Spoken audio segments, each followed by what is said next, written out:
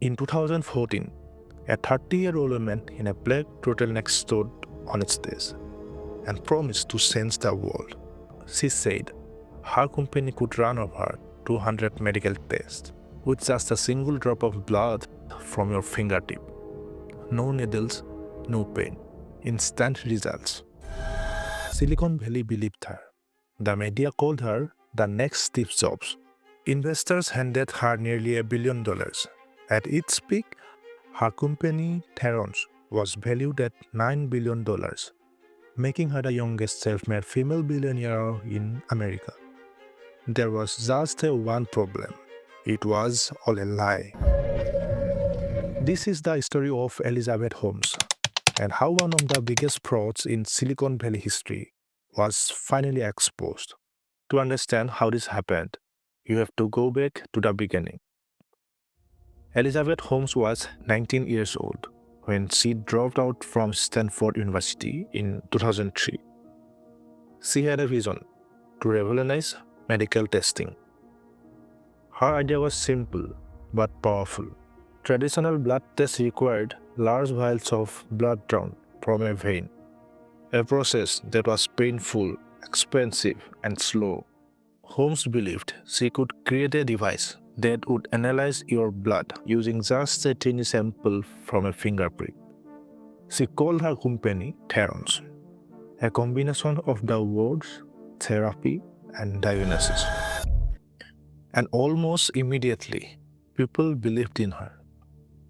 By 2004, just 1 year after founding the company, Theranos had raised nearly $7 million and was valued at $30 million. Over the next decade, the company's valuation exploded. By 2010, it had reached $1 billion, and by 2014, it was worth $9 billion. Holmes did not just attract money, she attracted power. Her board of directors included two former US Secretaries of State, Henry Kissinger and George Shultz, along with two former defense secretaries and high-ranking military officials. Major companies wanted to partner with her. Walgreens signed a deal to put Theranos testing center in their stores across America. Capital Blue Cross, an insurance company with over 700,000 customers, made Theranos their preferred lab provider. And the media, they could not get enough of her. In 2014, Forbes named Elizabeth Holmes the youngest self-made female billionaire in United States, with a personal net worth of $4.5 billion. She was on the cover of magazines. She gave TED Talks. She was invited to the White House. Elizabeth Holmes was a superstar, and her machine, the Edison, as she called it, was going to save lives. But there was a secret that nobody outside of Theranos knew. The Edison did not work. The warning signs were there from the beginning, but they were ignored, or worse, they were actively hidden. Inside Theranos, employees who raised concern about the technology were silenced or fired. The company operated in extreme secrecy. Even its own board members were not allowed to see how the machines actually worked. And for good reason, because the truth was devastating. The Edison, the revolutionary device that was supposed to change medicine, could only run a small handful of tests, and even those tests were often inaccurate. So what did Theranos do? They cheated. The patients came in for blood tests. Theranos would take their samples and run them on traditional commercial blood analyzer made by other companies. The exact machines they claimed to have made obsolete. When investors came to visit and asked for a demonstration, Holmes and her COO Ramesh Sani Balwani would fake it. They would set up the Edison machine, but behind the scene, they were actually using third-party devices to generate the results. In 2010, Theranos even created a fake validation report. They put the logos of pharmaceutical giants like Pfizer on the report to make it look like these companies had endorse that technology. They hadn't. Pfizer had no idea their logo was being used. Holmes told investors that Theranos would make over $100 million in 2014 and $1 billion in 2015. In reality, the company made almost nothing. She told investors that the US military was using Theranos technology on the battlefield. It was not true. For over a decade, Elizabeth Holmes and her company had been lying to everyone, and they were getting away with it. Until one man decided to investigate. His name was John Carreyrou.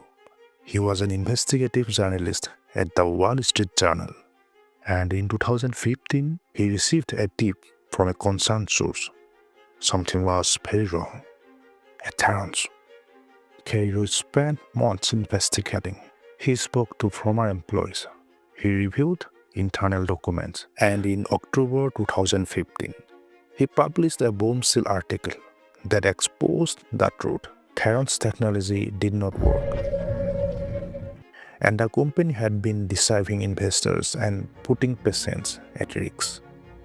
Elizabeth Holmes immediately went on the defensive. She appeared on financial news shows and called the article tabloid journalism. She said the journal was trying to destroy her company. She insisted that Theranos had provided over 1,000 pages of documentation to refute the claims, but the damage was done. Carreyrou kept digging, and the more he uncovered, the worse it got. Within months, the empire began to crumble. In 2016, federal regulators conducted an inspection of Theranos' lab and found it was putting patients in immediate jeopardy. The company was forced to void 2 years' worth of blood test results. Walgreens terminated its partnership. Investors began demanding their money back. Forbes revised Elizabeth Holmes' net worth from $4.5 billion to zero. In 2018, the US Securities and Exchange Commission charged Holmes and Balvani with massive fraud. Holmes settled by paying a $500,000 fine and agreeing to never serve an officer or director of public company for 10 years.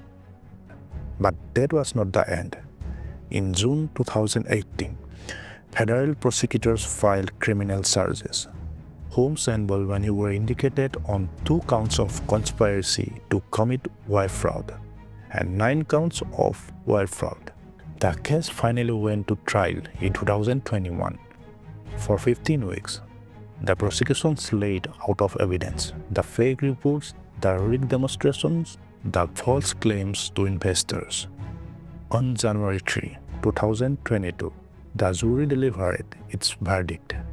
Elizabeth Holmes was found guilty on 4 counts, 1 count of conspiracy and 3 counts of wire fraud.